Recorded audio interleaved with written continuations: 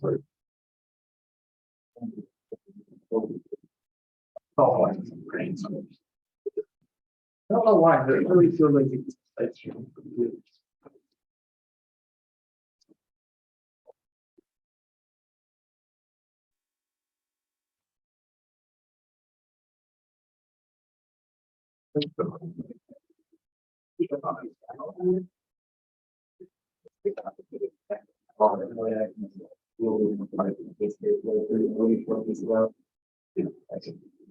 pretty much working with my phone. Oh God.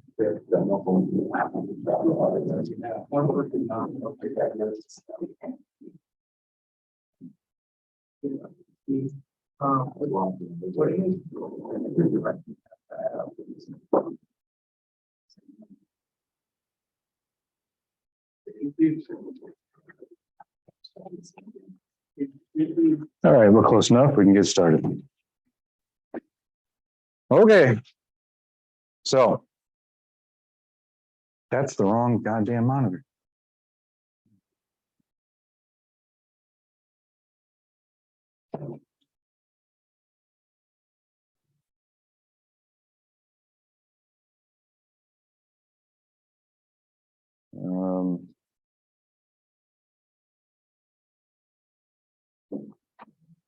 All right, there we go. All right, so up to this point, I talked about how technology is developed, not spawned from primordial chaos, but developed for a reason inevitably in one way or another being traced back to solving a problem related to human work. We use technology to solve all of our problems, even those that are created by technology. We've talked about how technology really supports systems, making them more efficient, but also increasing the efficiency of errors or issues within those systems too, as with communication. Sometimes the technology can be so revolutionary that it in fact changes the way we organize our society itself. The internet is one of those, and we talked about these last time.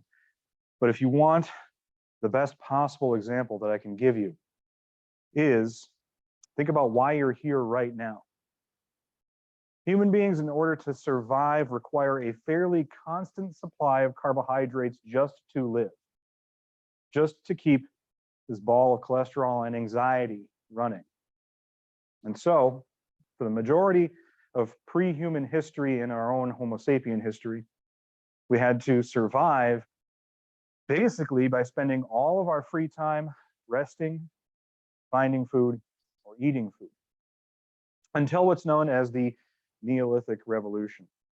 And while anthropologists are, of course, still tracing back all of the different elements of human history that contributed to our modern society, and there's not really universal agreement on all of them, it is the prevailing theory that the Neolithic Revolution is thanks to two critical technological revolutions. Those revolutions are bread and beer.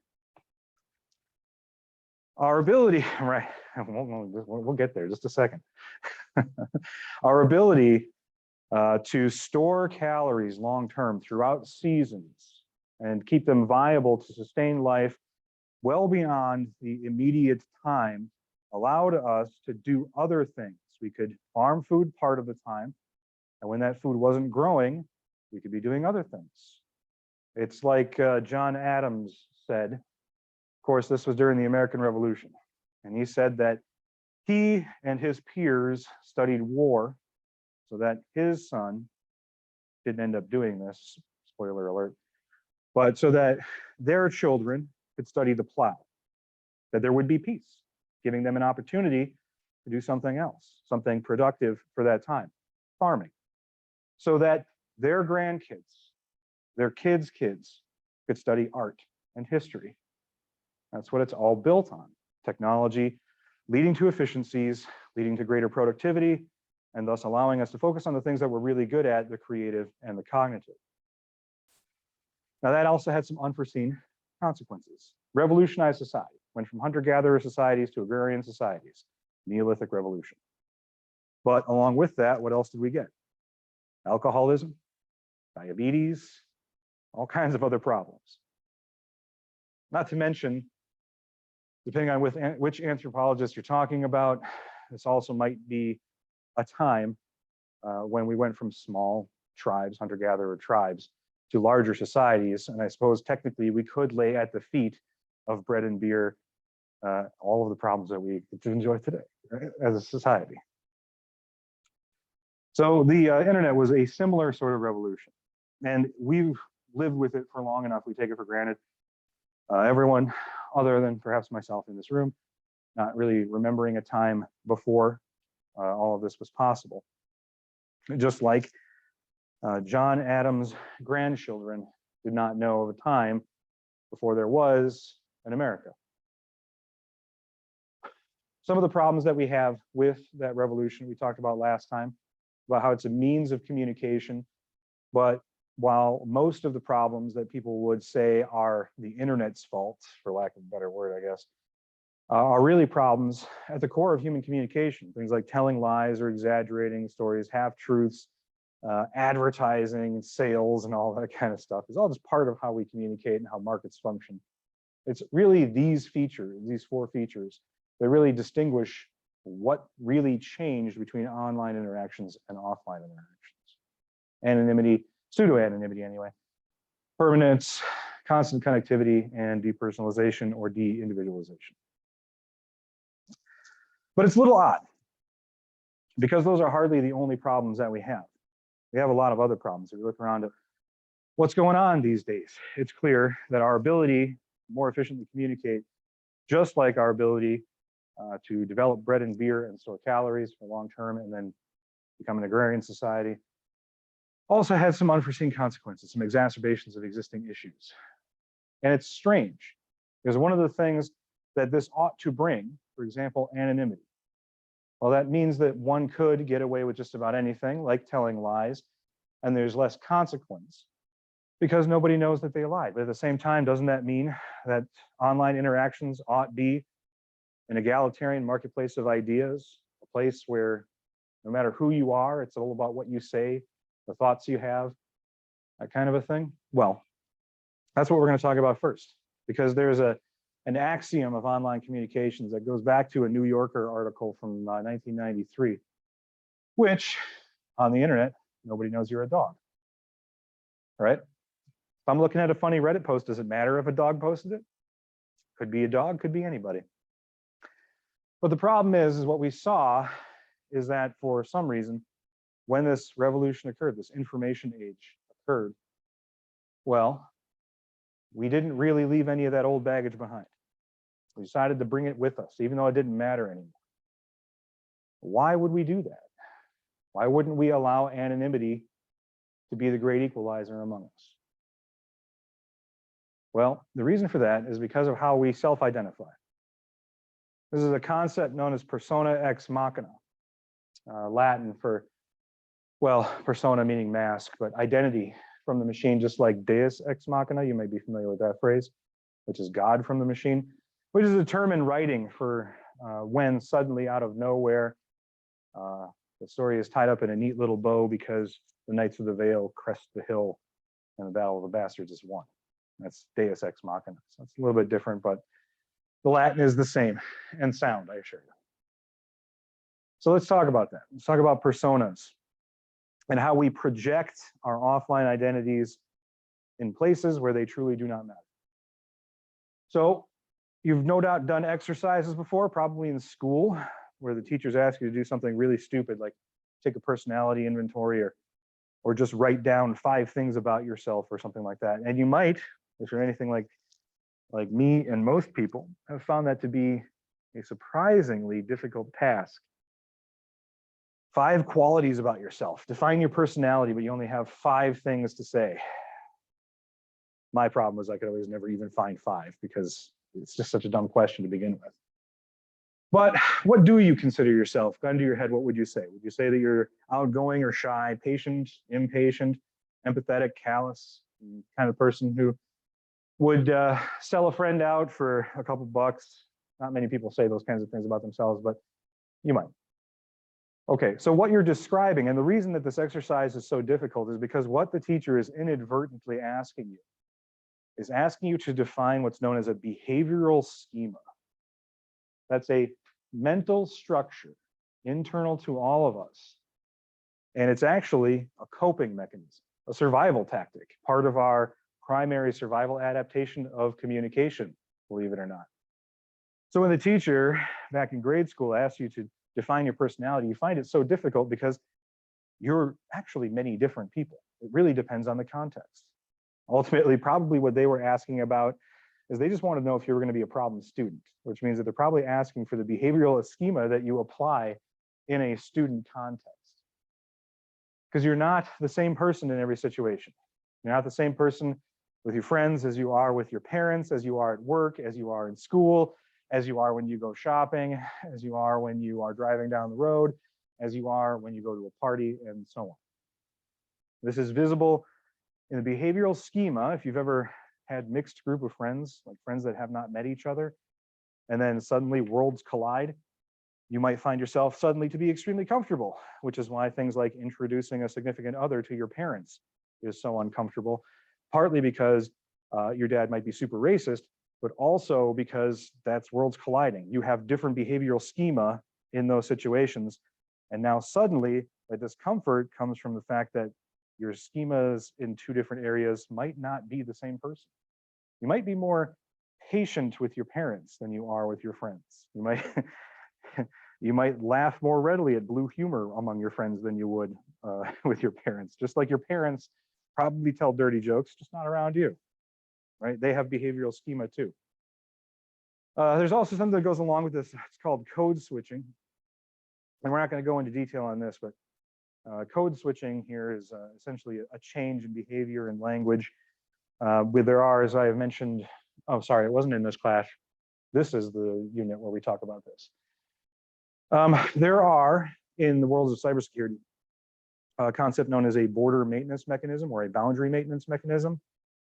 And in security, that is a layer that delineates groups of people. So in order to pass from an unsecure zone to a secure zone, you have to pass through a boundary maintenance mechanism, an authentication mechanism, or a something. Well, a boundary maintenance mechanism exists in the worlds of social science too. Code switching is part of that, but they are less formal. They're not doors literally that you pass through. Usually they are behavioral indicators that show that you're part of an in-group. We'll talk more about that in a moment. But that's why it can be uncomfortable, because you might not even literally use the same language as you would in these different contexts. And we actually adopt many different personas in many different situations. As I said, it's a survival adaptation. Behavioral schemas allow the ball of cholesterol and anxiety to know how to act in different situations and allow us to better deal with unfamiliar situations. We become uncomfortable when those worlds collide, but we're also uncomfortable when we find ourselves in situations where we don't have a reliable schema to fall back on. We don't know who to be. It's very uncomfortable. So we adopt many of these personas. You have a student persona, you have a child persona, maybe you have a parent persona, maybe you have a friend persona, maybe you have multiple friend personas. Maybe you've got a gamer persona. Who knows? But regardless of the situation, you're going to have something. This is also part of a survival adaptation because we also find comfort. This is what people usually define as their comfort zone. When we have a schema that we can easily apply to another situation, we feel good about that, just like we feel uncomfortable when we don't. We feel comfortable when we do. So that's why sometimes people will have friend personas that are very much like a parent, and they look after their friends, right? That's part of a behavioral schema with which they're comfortable. Now, this is important because what persona is only partly your behavior. Behavioral schemas are also informed by identity, personal identity. What you consider yourself to be, what you consider to be important, the things that you feel define you. Your identity influences behavior. Identity and behavior equals a persona, and a persona is the external perception of those two things. So what other people would see of your identity and your behavior. Ideally, in an online environment, it would just be behavior. Identity to a much lesser extent. And the reason for that is because here in the real world, we get very little choice about our identity. Very little. There's some things we can help, most things we can't. Height, socioeconomic status you were born into. Well, I mean, think about it. You can't control a whole lot. Whereas online, you can control just about everything. And there have been many studies, which we will look at later this semester, that examine the way people choose to represent themselves online. So what profile pics they pick, what avatars they create in video games, and so on. But even then, all of that is only within the context of what's allowable in different systems. But we'll get to that a little bit later. So multiple schemas are perfectly normal social adaptation. They give us context to deal with new situations, prepare us for times when we experience a sudden change. We are also next week going to talk about the evolution of what is considered a hacker. So we're going to go through the history past to present on that. And part of that also, we're going to be talking about some theories on this. And one of those theories will be what's known as general strain theory. So we're going to be talking about what motivates people to become computer criminals. And one of those things in general strain theory are what's known as stressors. Stressors of particularly high importance according to what's known as the Holmes-Rahe stress inventory scale. And one of all of the highest stressors are those that deal with an attack or failure, perceived failure of identity, right?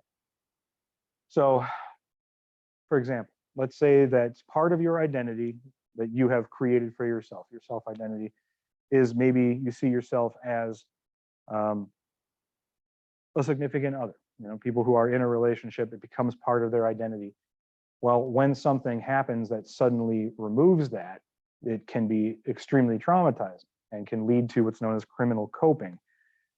And within the context of computer criminals, that can lead to certain activities, generally more than others. But in the scheme of crimes in general, it is a major factor.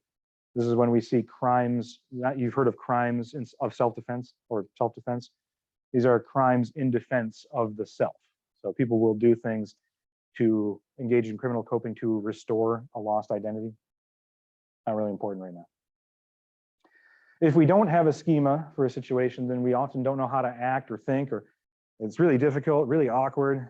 And no doubt, you know, what's the term? Spaghetti falling out of your pockets? That's the term. I don't know if people even say that anymore. Doesn't matter.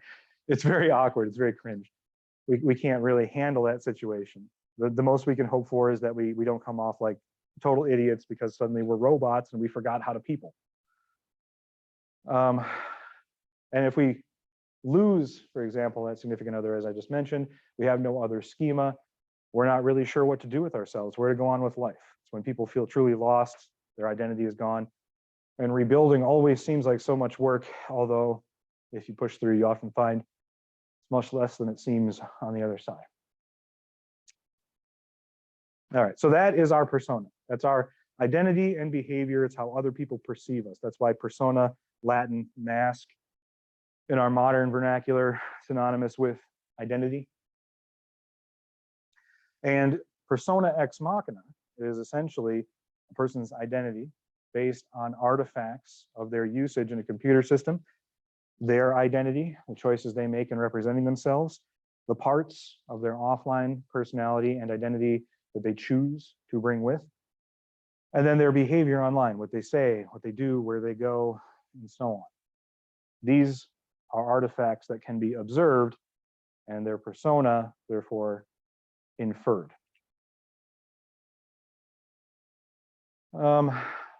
This is different from what's known as a traditional persona. You know, as I said, in traditional personas, we can't really control very much. We're born into this savage world, and we're kind of left to fend for ourselves after a short time. How short kind of depends on where you're born and who to. But we can't do much about those traditional personas. They're distinctly different from, as I said, digital personas, because we don't have to bring most of those things with us. But by and large, we choose to. We choose to. All right, so we're going to talk a little bit about some more of these problems, these unforeseen consequences as a result of digital communications. Just like bread and beer gave us diabetes, we have some other social issues that are the result of the way we communicate these days. But before we can get there, we need to talk about a little something called social norms. Everyone here, I assume, has at least a passing familiarity with the legal code. I'm not asking for your rap sheets. I'm just assuming you already know what the law is. The legal code is a rule. The legislature passes a law. The judicial system will uphold that law. And if you break that law as it is written, then you will be found guilty and you will be punished by fines or incarceration, community service, or whatever other draconian punishments some judge down in Texas deems fit. But that's not the only way that we do social control. And by the way, if you're not familiar with criminal justice and the criminal justice system, don't want to burst your bubble, but the legal system is not, so in my PhD program, there's a lot of other people from various different walks of life. And they of course, are academics. So they all have opinions and they're more than happy to share them.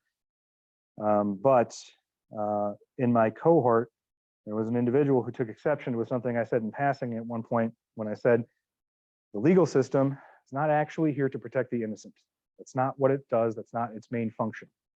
He took serious offense to that. So if anyone else finds that to be an offensive idea, I'm sorry, but I am the one with a master's degree in criminal justice, so I'm right and you're wrong.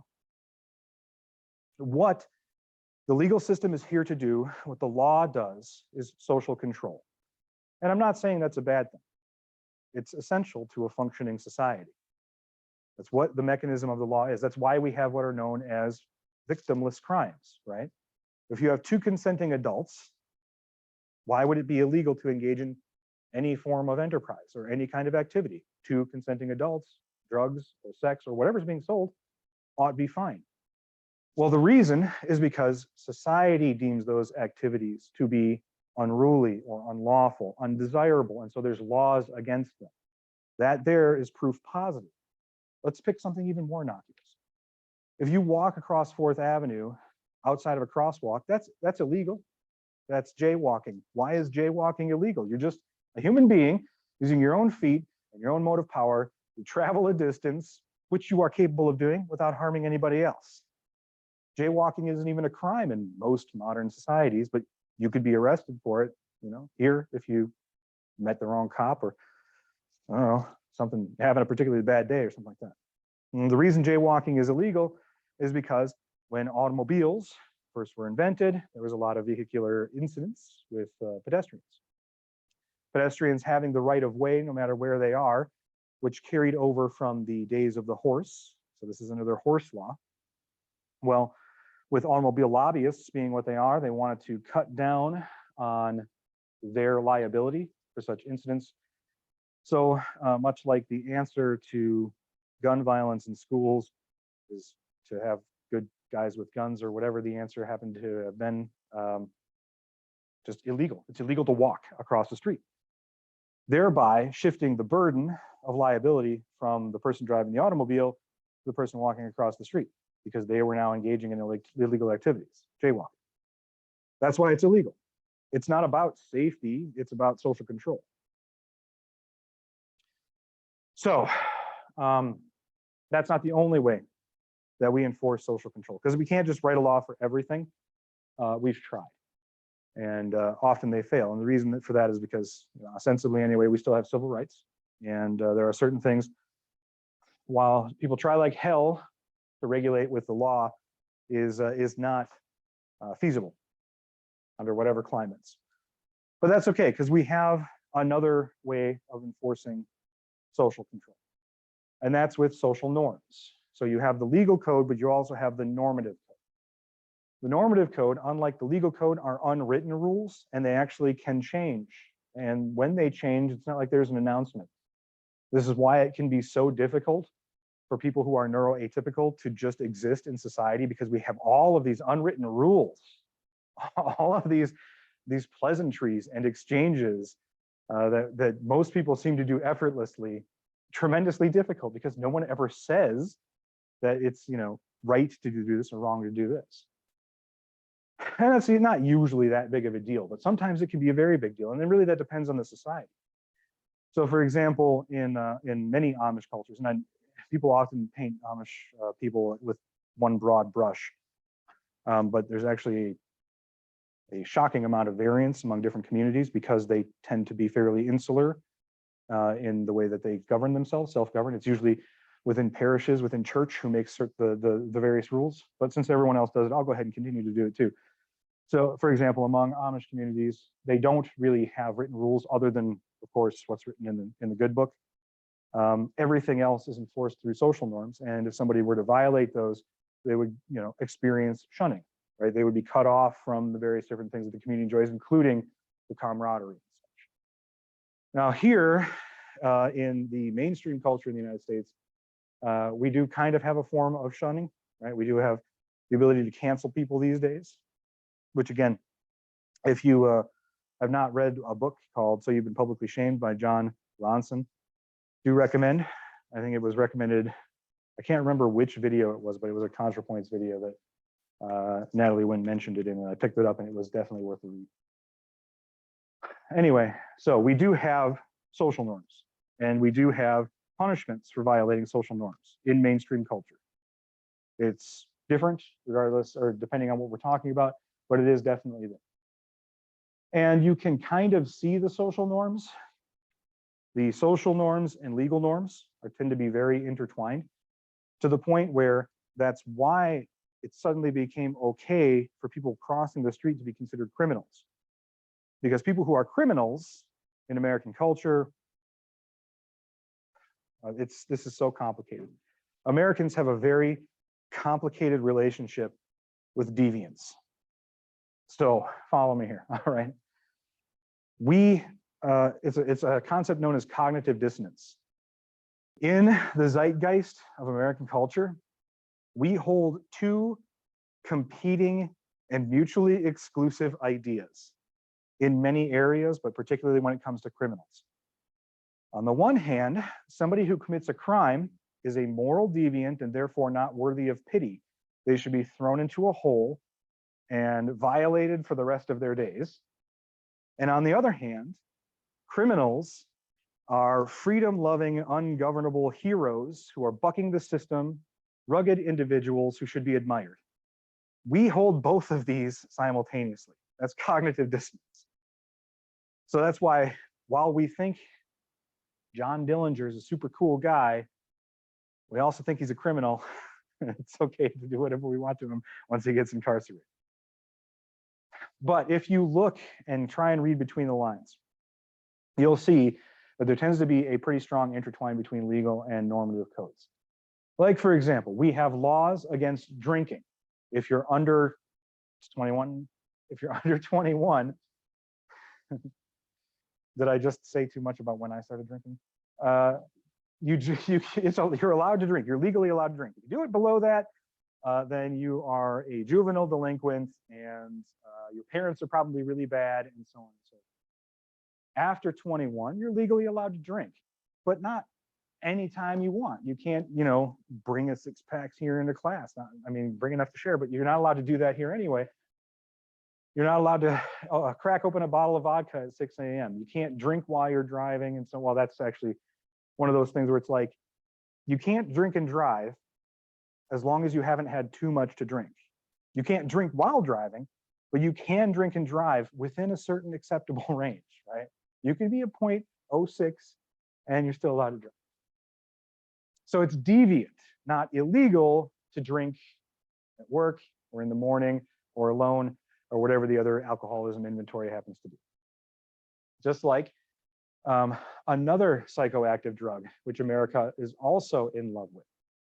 You can't, well, Marijuana laws are changing, of course, including here in the great state of Wisconsin. So it's only a matter of time before that joins the ranks of alcohol in terms of its moral, socially norm, and legally norm when all of that aligns.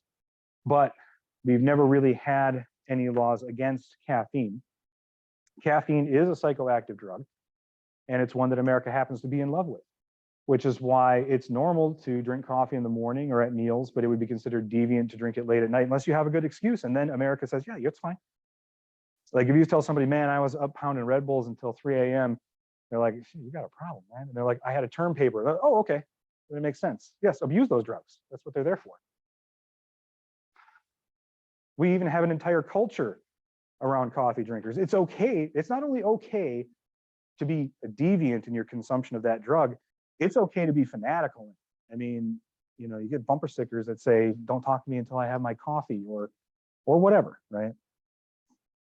I know people who are legitimate Starbucks fans and would gladly get a tattoo of their logo if they could. There's nothing wrong with consuming your choice of media. You can watch anime. It's, you know, I guess in some circles might be considered weird, but we're not here to talk about outliers. But it would be considered deviant to go out and purchase a waifu pill. Definitely deviant to take it to the grocery store. Playing video games is fine, but it's deviant to play to the exclusion of all other activities, right? Unless you're doing, I don't know, a record or an achievement or something. If you were to say, man, I played for 14 hours yesterday and every day this week, people would think that's kind of weird. So social norms are all about the prevailing culture. It's all about what people currently think. It's not written down, and it can therefore change, right? What was considered deviant 30 years ago is perfectly normal today. It used to be that if you got tattoos, you could never be a professor. It was just never going to happen, right? You get a tattoo and they're like, what are you, a sailor? A biker? You know, those are your choices, I guess. You couldn't have colored hair. I mean, if we go back 40 years, then if you were the wrong gender or you had the wrong attitude or the wrong political beliefs or something like that, then you're considered deviant as well. Not that those things are different, but they have evolved over time and continue to evolve. So it's unwritten. And it also depends heavily on the context, right? So here we have a bunch of people at a con, right? This is some kind of convention center. We got a staircase, a bunch of people doing cosplay. Under the context of a con, this is perfectly normal, socially acceptable. No one's going to raise an eyebrow at this.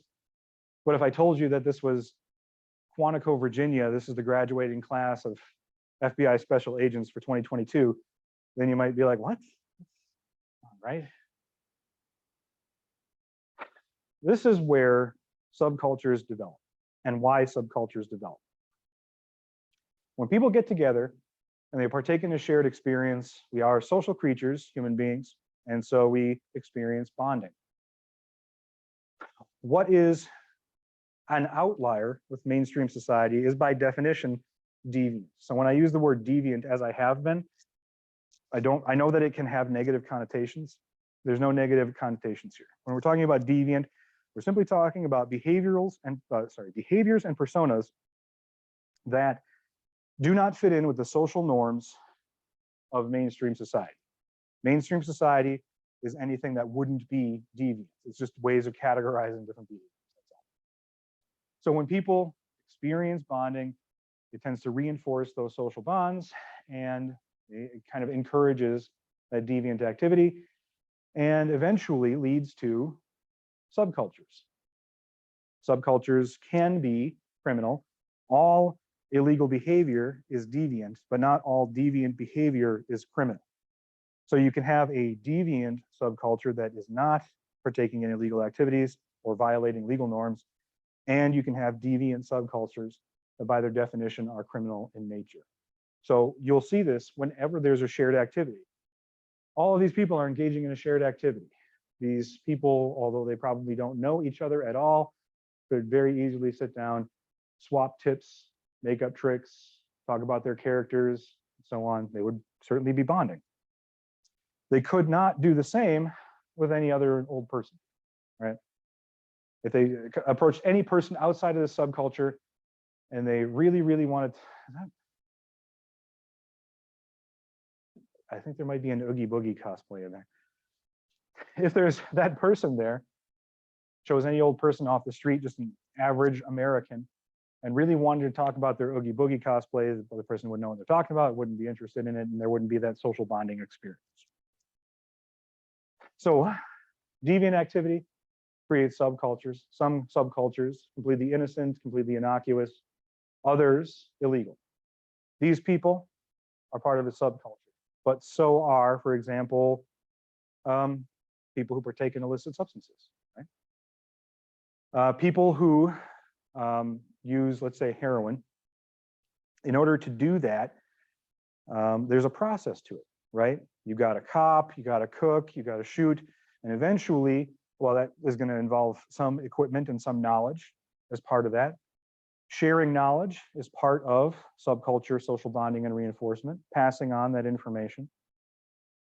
And then there's going to be places to do that because it's illegal. You can't just do it out in the street. You have to have a place where you can safely do it. And so there will be places, and then they will all congregate together, places known as shooting galleries, right?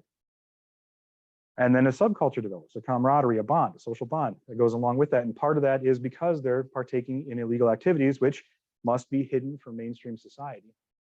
And it's a reinforcement mechanism. That's why it's so hard to get out. That's why if you're in a 12-step program, they always suggest that you not have any contact with your old friends because you'll go back to those old ways. That social bonding is very strong and very difficult to break. Better to just do a clean cut. So you'll find this everywhere. And this is just a crude drawing, kind of show what we're talking about here, just to illustrate it if it's not clear. So you have a prevailing culture in America that's mainstream culture that's defined by certain things, you know, entrepreneurship, rugged individualism, the zeitgeist, you know, the flag, apple pie, baseball, all that stuff.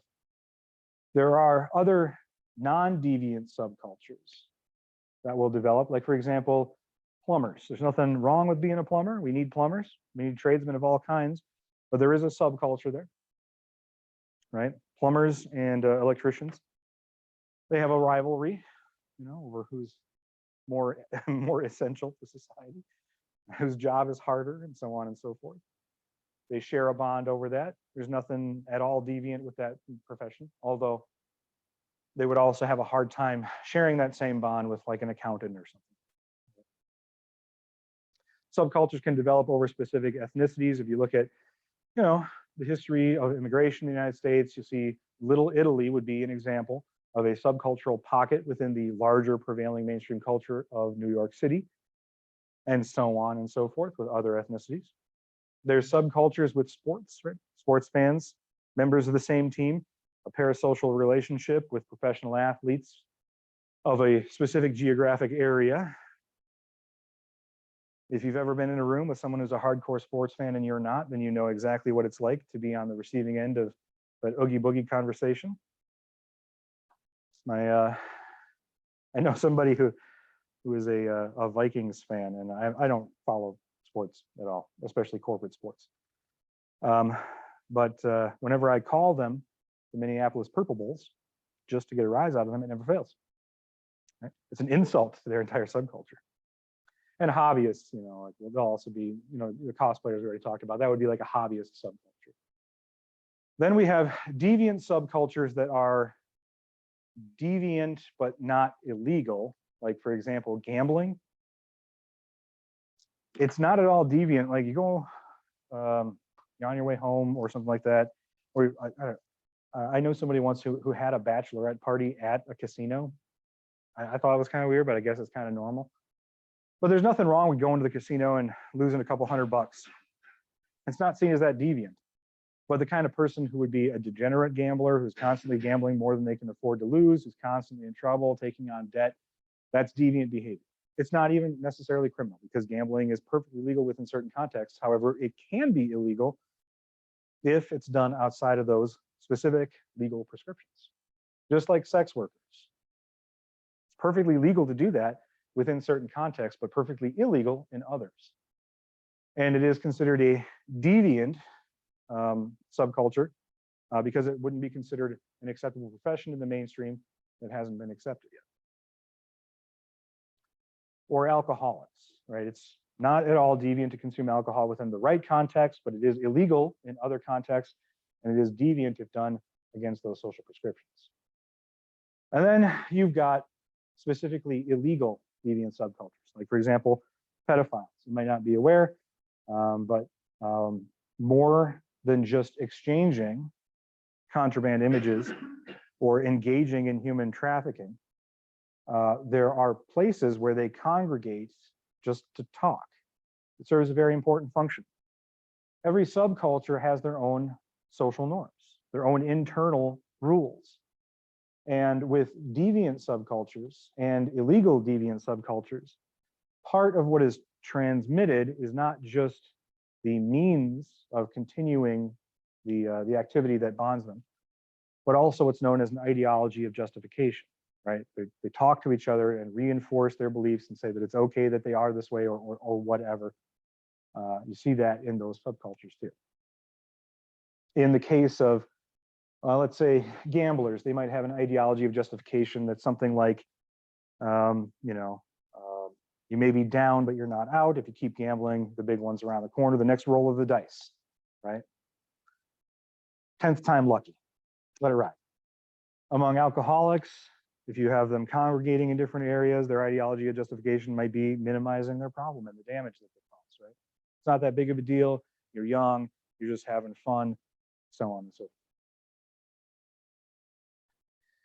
All right, so what all of this leads to, what I've been trying to get towards here, is that there is a reinforcement mechanism and social subcultures, parasocial subcultures that exist on the internet, but the nature of online communications, as we just discussed, those qualities, just like bread, leads to diabetes, leads to what is known as Solipsism Syndrome. All right, so as this man says, if you're not familiar, this is René Descartes, je pense, je suis, or in Latin, Descartes, cogito ergo sum, or in English, old René, who says, I think, therefore I am. The concept of I think, therefore I am is a very simple phrase that expresses one simple existential truth, which is that all of reality is subjective, merely electrical impulses absorbed by our senses and interpreted by our brain. We only know that things are real because our brains, the only thing capable of truly sensing in our bodies, detects that they're there, but we don't necessarily know that they're real. The only thing that we know are real are our own thoughts. Even other people who have thoughts, we assume, at least most people I've met have them, not everyone, but most, we cannot be entirely certain actually exist or are nothing more than figments of our own imagination, right?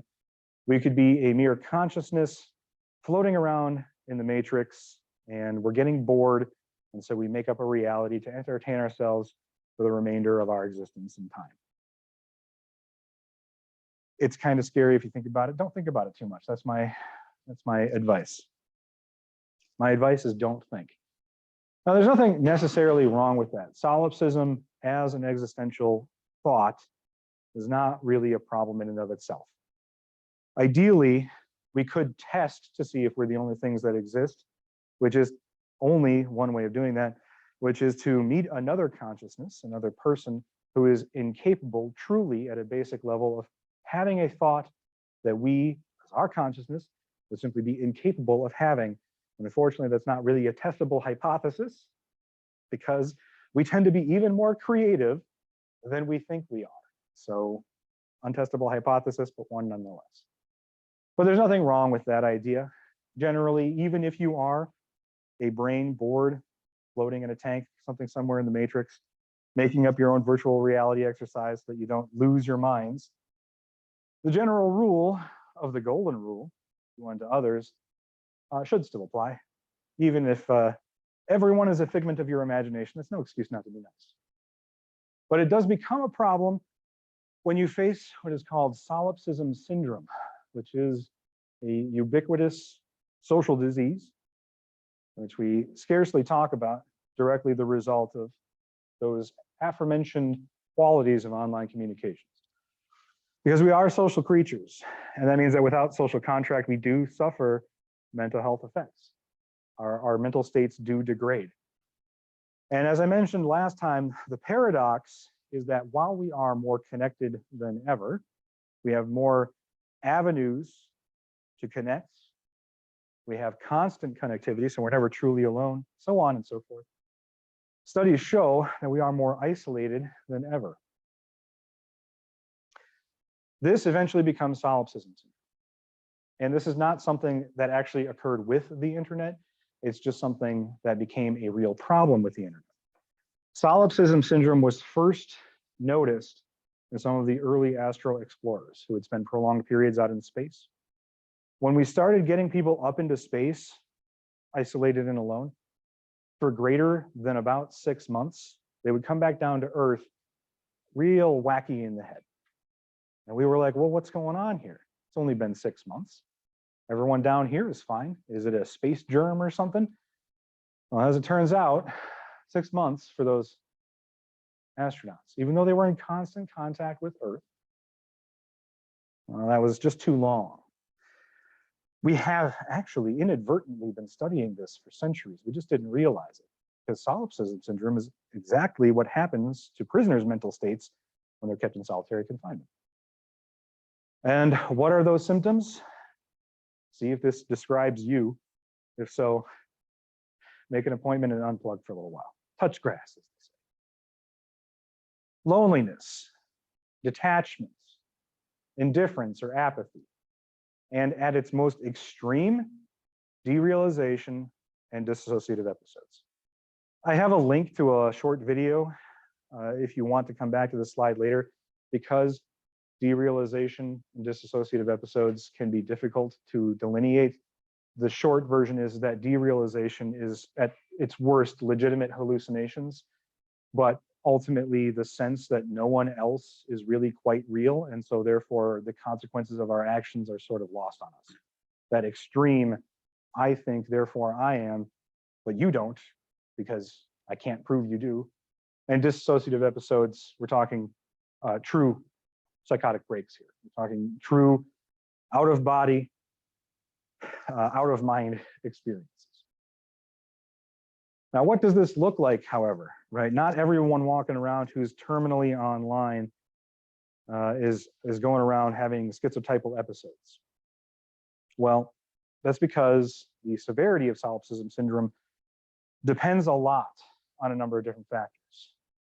Individual factors with each and every one of us. Some of us are simply more resilient to isolation than others. All-time king right here. I'll give you some tips. But also the amount of disconnect we feel, the amount of connections that we have, even seemingly insignificant, differs from person to person. So if the cashier is handing you your change and they accidentally graze your hand and you're like, God, human contact, that's a pretty good sign that you should probably also make that appointment. Solipsism syndrome is also known as narcissistic solipsism. And while it's not severe in most people, we know that it's a problem that has been exacerbated by online communications, because we see more and more people self-reporting these symptoms when they do seek out mental health professionals for assistance. But also, sociologists have run experiments just with observations, and they note that the following symptoms, externally observable persona symptoms, are also noticeable. Things like social awkwardness, and maladaption, inappropriate interpersonal interactions, and a lack of a sense of boundaries.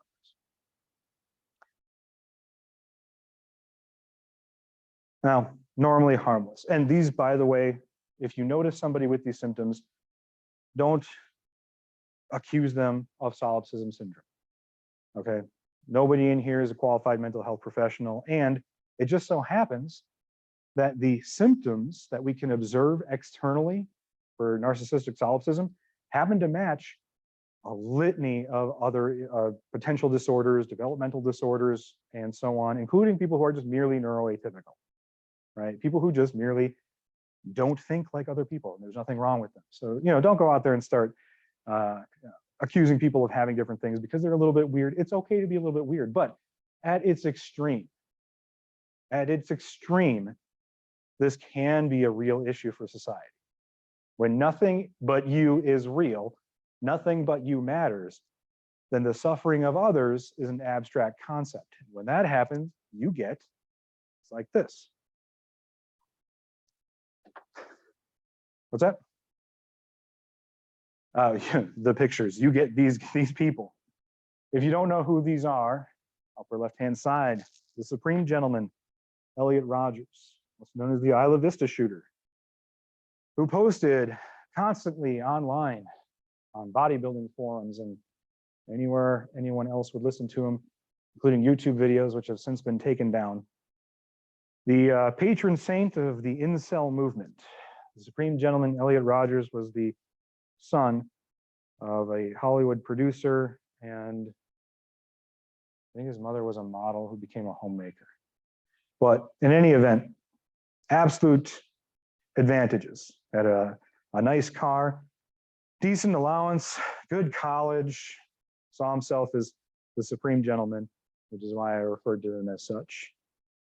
And yet, despite all these advantages, what he considered to be good looks, failure to identify a toxic personality and reinforcement online, being essentially terminally online and not going out of his way to actually make any connections, living entirely inside his own head, decided that it was not his fault that he could not find a significant other, but instead it was the fault of the entire female gender. And so made it his personal crusade to kill as many of them as possible. In the center here, we have Nassim Aghdam, the YouTube shooter, who spent so much time invested in trying to launch a YouTube career, certainly lost track of what is actually important, drove to the YouTube headquarters with the intent to kill as many people as possible, until eventually she killed herself. Over here at the far upper right-hand side, we have Brenton Tarrant, known as the Christchurch shooter, who before going into a mosque in Christchurch, New Zealand, shouted, "Subscribe to PewDiePie," and FaceTime the whole thing, or sorry, Facebook Live the whole thing. Down over here in the lower right-hand side, we have a gentleman we're going to be taking a look at a little bit later this semester. This gentleman spent a lot of time on forums for people who are terminally ill, places where these people congregated in order to find support, in order to discuss end-of-life matters with each other in a place where they wouldn't be told platitudes like just keep fighting, you could always get better, you got to stay positive, and other such useless advice. But he had another reason for being there. He reveled in their misery, to the point where it wasn't merely enough to hang around and wait for them to stop posting, a sure sign that they had finally passed. Instead, he would move into other forums where people were just as miserable but slightly less terminal, and would work on them for months, gaining their trust, convince them to end their own lives. Adam Lanza, Sandy Hook shooter, spent the last few months of his life never leaving his room, only online, even communicating with his own mother, who he lived with via email. He always had a fascination with school shooters, even before he eventually decided to attack Sandy Hook. But there's a ramping up period we see with crimes like that. And those months in isolation are usually part of that ramping up period. Solipsism syndrome is exacerbated by further isolation. And we see that people who's not pictured here, like for example, James Holmes, the Aurora theater shooter, self-isolation, because you don't want to go outside and accidentally see something that might convince you not to do it. It's a lot easier to stay inside, talk only to other people who also worship school shooters, who provide you that ideology of justification, that support. And then finally, down here, we have a gentleman posted obsessively to Reddit, specifically The Donald, Conspiracy theorists obsessed with one specific conspiracy known as Pizzagate. Anyone here not familiar with Pizzagate? Pizzagate, yeah, buckle your seatbelt. This is a good one. Pizzagate is the conspiracy theory that well-known, powerful liberals, political liberals here in the United States, are all part of an underground sex trafficking ring for children, which in many other places, but most specifically took place within the basement of a pizza place that does not have a basement. So obsessed with it. Hillary Clinton specifically being implicated in this case, and this was 2016 during that, very famous election. His parents had had enough.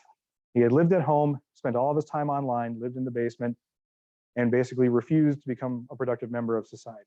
And his parents were very, very permissive, but they were politically liberal and they had had enough of this shit. So they said, dude, you're 30, get a job, move out.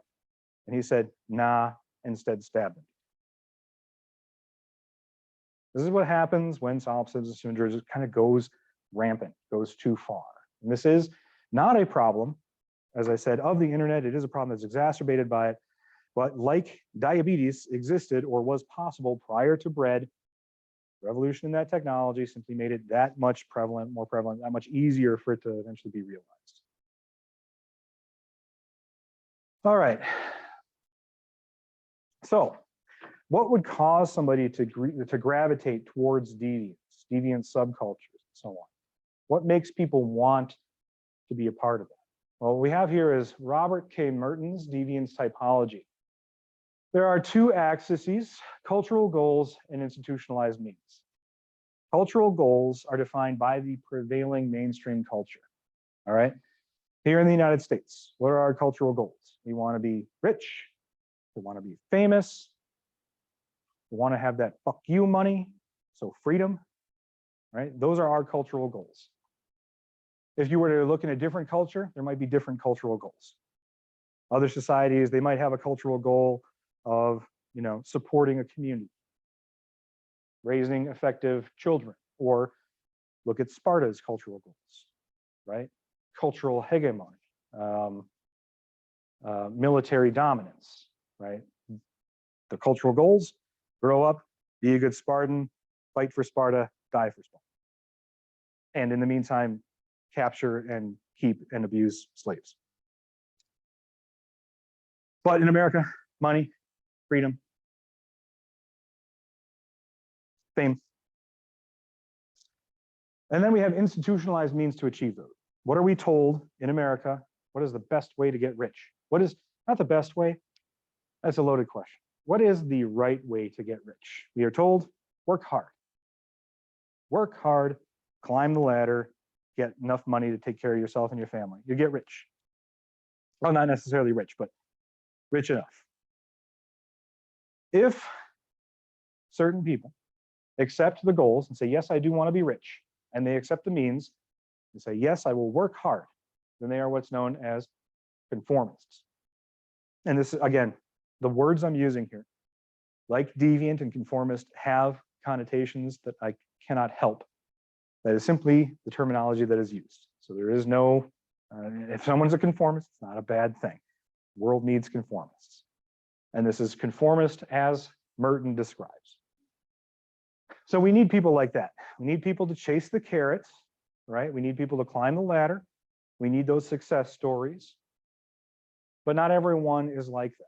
Some people don't care about money, but they also don't mind hard work. We call them ritualists. We really need those people. We really need ritualists.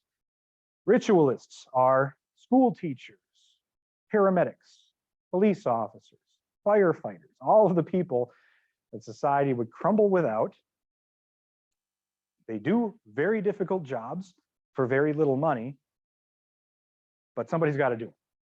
Often, they reject cultural goals in favor of other intrinsic goals, like respect, admiration, an intrinsic feeling of what's known. We're going to talk about flow next week when we start talking about hackers, but they're chasing that flow, that feeling of rightness, like they are where the universe wants them to be. Intrinsic goals, not cultural goals. Some people accept cultural goals like, yes, I want to be rich, but no, I don't want to work for it. We call those innovators. So these are people that roll the dice, and instead of climbing the corporate ladder, they drop out and decide to spend all of their time on a small company out of their garage called Apple. Sometimes they're rewarded and they're Steve Jobs.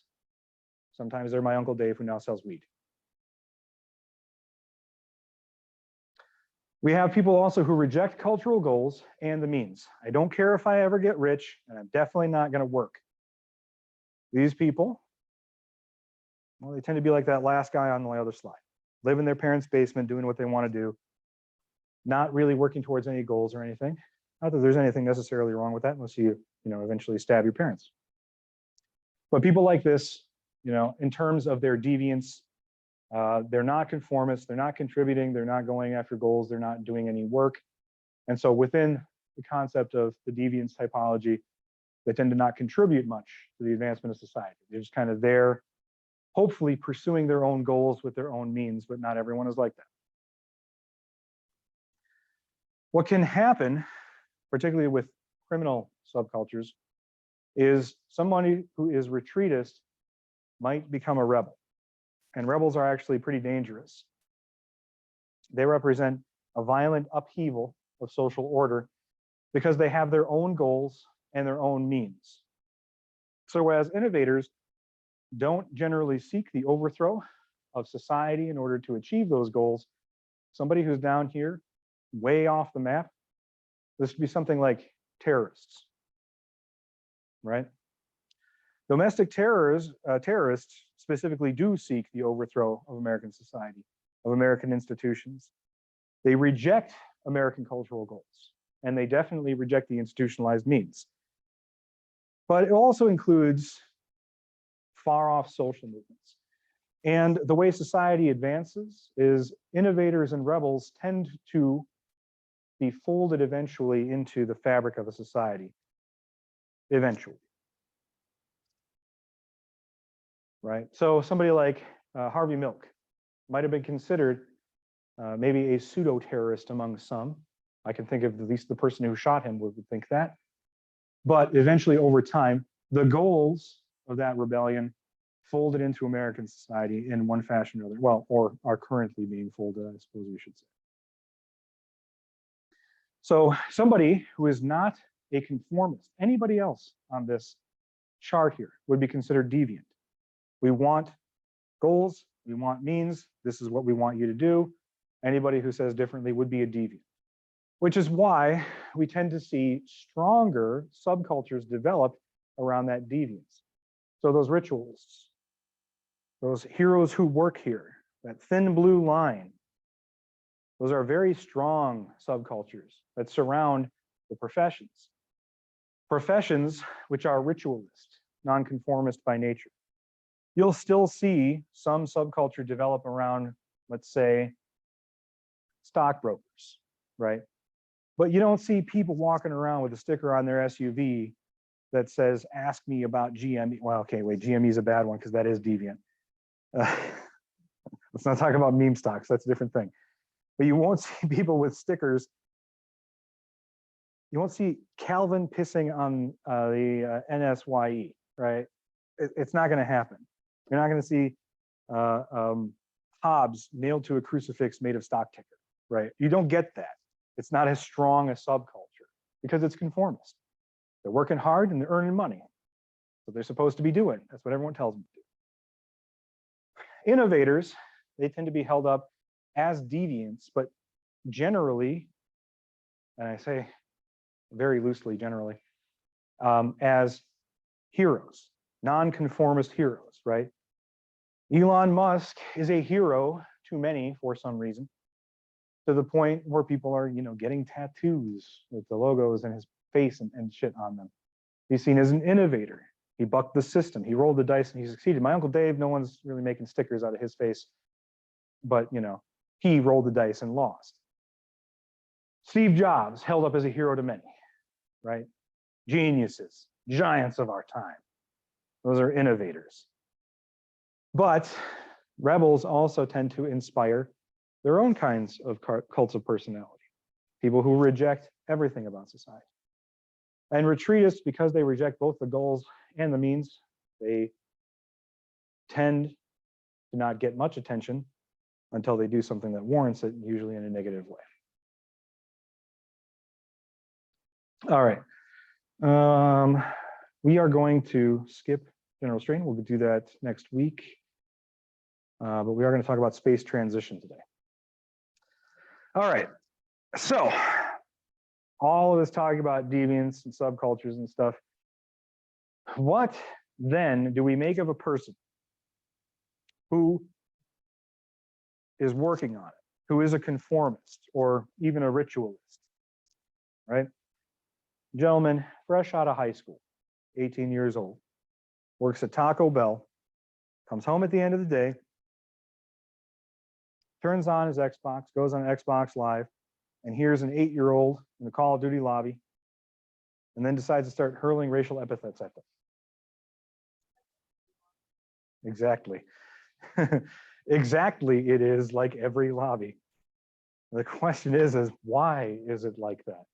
What would possess an otherwise well-meaning, well-adjusted person, works a job, goes to school, and does all the things they're supposed to do, to go online and act like an absolute asshat? I have many theories, and one of them is space transition theory. And it's part of what we've been talking about with anonymity and solipsism. So, in a nutshell, space transition theory is that we're all kind of walking around with various different levels of disturbances. When you're young, you are obligated to get yearly checkups until age 12, physical checkups by the doctors. So your parents take you to get a checkup, you get your shots and all that kind of stuff. There is no obligation for children or otherwise to have mental health evaluations. And such a thing, were I to seriously propose this, and just to make it clear, this is entirely hypothetical, don't call your parents. If such a thing were to be seriously suggested, it would certainly be a political wildfire. But because we don't do that, we don't really know how many people are all walking around here absolutely off their goddamn rockers. We just don't know. What's more than that is what we're talking about here in terms of mental health issues, are what's known as Axis B personality disorders, which, as they're currently classified in the DSM, previously would have been a litany of various different disorders like schizophrenia, not schizophrenia, sorry, sociopathy, psychopathy, and so on. Now, all of those are organized in what are known as Axis B personality disorders, which are narcissistic personality disorder, antisocial personality disorder, borderline personality disorder, and histrionic personality disorder. All of those have diagnostic criteria in the DSM. So essentially a bar that must be met. And that bar is not, I mean, it's a diagnostic criteria for a medical diagnosis. What I'm getting at is that there's also a spectrum in mental health, right? So there may be somebody who has, let's say, 7 out of 12 factors of those diagnostic criteria, which means that they don't meet the clinical definition of having an Axis B personality disorder, but still have some of the traits associated with that. So we have a mixed situation where there's people walking around and we don't know how many people are in dire need of mental health because they have a disorder like this. We just don't know. We don't do mental health checkups. We also don't know how many people are walking around with subclinical traits for those disorders as well. So what I'm getting at is that with all of the people in this room, the odds, other than myself, that other people are walking around here with repressed criminal urges is a non-zero chance. I don't know. It could be all of you. It could be half of you. It could, maybe I'm alone. I don't know. But space transition theory posits that with these people who have a propensity to commit crimes, if they are presented with an opportunity to do so, an opportunity that alleviates them of consequences, both social norms and legal norms, then they will have an opportunity to act on those impulses. And this is not a psychology class. I am not a psychologist. I do not diagnose anybody, but I am a criminologist. And in criminology, We don't use access B personality disorders to describe people. That requires a diagnosis. What we do instead is we have what's known as the dark tetrad, which is an arrangement of behavioral characteristics, a persona, to one degree or another, that essentially represent potential clusters that would be found in access B personality disorders that represent, for lack of a better word, malevolence, right? Criminal impulses, undesirable behaviors, criminal behaviors. Those traits are psychopathy, sadism, narcissism, and Machiavellianism. But do note, psychopathy not here used in the mental health sense, and that is no longer used in that sense anyway. Psychopathy and sociopathy have been rolled into antisocial personality disorder. Now, not to paint everyone with a broad brush, if you do have a diagnosis for one of these disorders, or you suspect that you would qualify, certainly go and talk to somebody. And I'm not here to say that if you do or suspect you do or know somebody who does have potentially one of those disorders, that they are a criminal or are dangerous. That is not the case. Just like somebody with the MAO mutation, what is known as the warrior gene, just because somebody has that mutation doesn't mean that they are dangerous, not by any stretch of the imagination.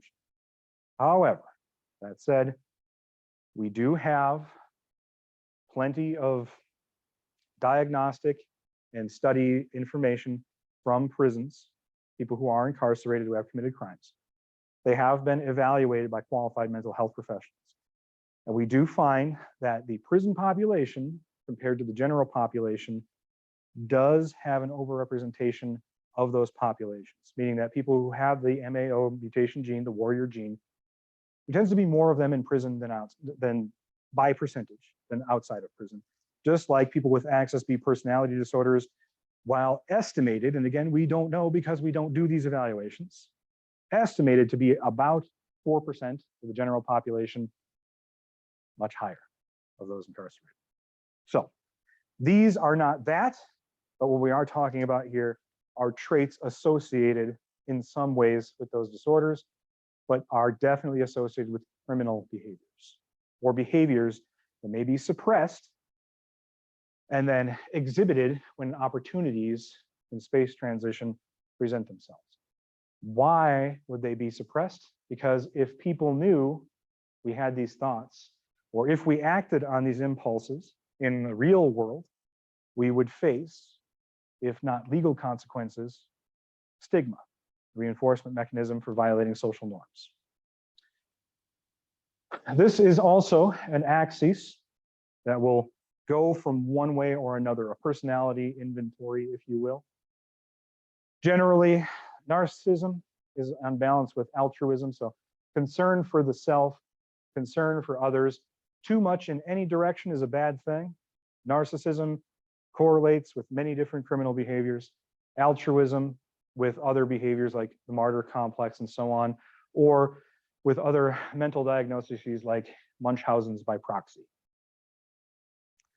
The existence or eternity access, that's where you'll find Machiavellianism, but you'll also find solipsism, as in Solipsism Syndrome. On psychopathy, we find focus on others, focus on the self, morality axis, and the conscious or accountability axis with sadism and masochism. This isn't going to be typically important, but I just wanted to just convey it is a continuum, it is a spectrum. So when we talk about people, it doesn't necessarily mean that they're all bad. All right, so the dark tetrad, we'll begin with Machiavellianism. So this is those who would hurt others for personal gain. Named after Niccolo Machiavelli, who famously wrote The Prince. If you haven't read it, I recommend. I don't recommend you follow. Don't follow the advice of The Prince, but do read it.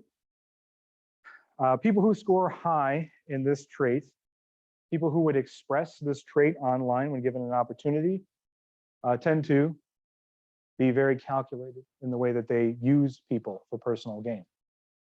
They would engage in manipulation, some way that they receive a tangible benefit therefrom. Right? They may seek out secrets, so they can divulge them when the opportunity arises. The gentleman who used to frequent the formal forums for terminally ill patients, and then later on for people who are considering suicide, would be textbook Machiavellianism. Not just Machiavellianism, certainly some narcissism as well, but using people, calculated, the way that he would play people, the goal eventually being their own death. Machiavellianism is probably best exemplified at Littlefinger, if you remember at least the first 6 seasons of that show. If you stopped watching, stop there. But a quote from Machiavelli himself: "Promise given was a necessity of the past, the word broken, and necessity of the present." Also famously said, and by the way, The Prince, if you're not familiar with it as a work, it wasn't just something Machiavelli wrote for fun. He wasn't writing down his own philosophies. The Prince was a job application. He lived in Renaissance Italy and Florence, which was ruled by a family known as the Medici. They were very politically powerful and rich. And he thought that he could help them more easily maintain power. And so he wrote The Prince and sent it. He didn't get the job, by the way. But he also famously wrote in that work as advice to the head of the Medici was, "It is most desirable to be loved and feared, but if you choose only one, it is better to be feared than to be loved." Narcissism is prevalent in online communications. This is the one you see most often because it is the one that is the most socially acceptable to express with pseudo-anonymity. Meaning, pseudo-anonymity meaning that your online persona and your offline persona may be somewhat related, but there are things that you can get away with online because there's that layer of abstraction. So you'll see narcissism expressed in social media, and then when someone calls them out on it, they might say, "LOL, it's just a joke." Right? You can easily play it off as something that's not insane to say. But you also see it in a lot of other actions expressed through space transition theory in places where they can more easily get away with it when there is no consequence for their action. Narcissism is those who would hurt others for attention or aggrandizement. So they'll hurt other people because it makes them feel more important, or they get attention they wouldn't otherwise get. One of the things about space transition theory is that this is a great way, or I should say technology facilitates through social media, a great way of expressing these malevolent traits, because it offers essentially an unlimited victim pool. All right, something that would never be otherwise possible, access to the entire world, all of the attention you could possibly want. Right? It's typified by, entitlements or outrage these days is also a good way to get that fill, that narcissistic buzz. Keep in mind the narcissist prayer. Didn't happen. If it did, it wasn't that bad. If it was, it wasn't that big of a deal. If it is, it's not my fault. If it was, I didn't mean it. If I did, you deserved it. Best typified by the entirely fictional character Kanye West. Then we have psychopathy. And again, this is a loaded term, but this is what the term is. Again, to reiterate, not a clinical diagnosis of psychopathy. We don't use the term anymore anyway. Psychopathy is those who would hurt others simply because it doesn't register on any kind of emotional level that you're really hurting anyone else. This one is obviously very much in play in that Xbox Live waiting room, that COD waiting room. Sometimes this is considered the most malevolent of the dark tetrad. Sorry, it says triad, tetrad. Must have been autocorrect or something. Yeah, it was autocorrect. People who score high in psychopathy show low levels of empathy combined with high levels of impulsivity and thrill seeking. So being able to, the reason that this is often considered the most malevolent, and I don't necessarily agree with that assessment, by the way. I don't think that it's the most malevolent. I think it's the most prevalent. And the reason it's most prevalent is because if you look at the traits of psychopathy, of impulsivity and thrill seeking and low empathy, these traits are among the most undesirable to express in public. And so the ones that, well, number one, most difficult to control. So as soon as the opportunity to do so presents itself, leaping at the chance, but also the ones that require the most suppression.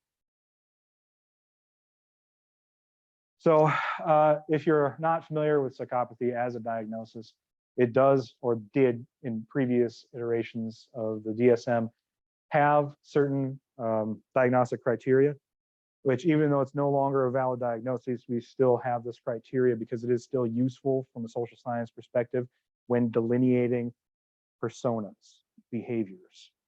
So a constant need for stimuli, poor behavioral controls, megalomania, glibness, a superficial charm, pathological lying, lack of empathy, failure to accept responsibility, and so on, all traits of psychopathy, traits that you find in just about every MMO. And then lastly, sadism, those who would hurt others because they actually like it, they enjoy it. These are people who would be considered cruel, preoccupation with violence, manipulation with fear. You do see this in plenty of online interactions, but of the dark tetrad, this one is the one that you see expressed. Well, we'll talk about it in a couple of seconds here. But the one you see expressed less in a sense of malevolence and more in a casual sense, because these traits tend to lead to actual legal problems fairly quickly. And so they tend to self-select out of populations by committing acts that would cause them to be incarcerated, right? But revenge fantasies are common. We just talked about Elliot Rodger, that's a revenge fantasy. Adam Lanza's motivations for Sandy Hook are still somewhat illusory. It might have been some kind of revenge, but for the most part, it looked more like psychopathy. The Christchurch shooter, Brenton Tarrant, that was a revenge fantasy. He left a manifesto posted online that talked about the Great Replacement. Everyone here familiar with the Great Replacement theory? Yeah? No? Okay. The Great Replacement theory is the idea that human migration and immigration is leading to the end of Western civilization as we know it and enjoy it. Essentially, foreigners are moving into my neighborhood, therefore white people will soon cease to exist unless we fight back. A very common, unfortunately very common theory expressed in certain dark rat holes of the internet. But that is a revenge fantasy. That's an evening the score fantasy. It's a brave new world we live in because Brenton Tarrant considers himself inspired by another shooter, Anders Breivik. You may have heard about that shooting as well. Both them, as well as several other mass shooting incidents, are of a different typology than a typical school shooter. So if you look at the Marjorie Stoneman Douglas shooting or Sandy Hook, or Columbine, pretty much any other school shooting, those tend to be revenge fantasy shootings. Brenton Tarrant, Anders Breivik, and those several others are a different typology, criminal typology to the typical school shooter. And it's a brave new world because it's kind of an all-inclusive ideology of justification. They're a type of mass shooter. It's known as an eco-fascist or an eco-terrorist. They believe that the world, global warming, and all of the other climate change ills we have is related to social issues related to migration. And so it's not just, 1488, 88 is HH for Heil Hitler, 14. I'm sorry, I probably shouldn't just start talking about this without providing context. There is symbology in every subculture as well, including criminal subcultures.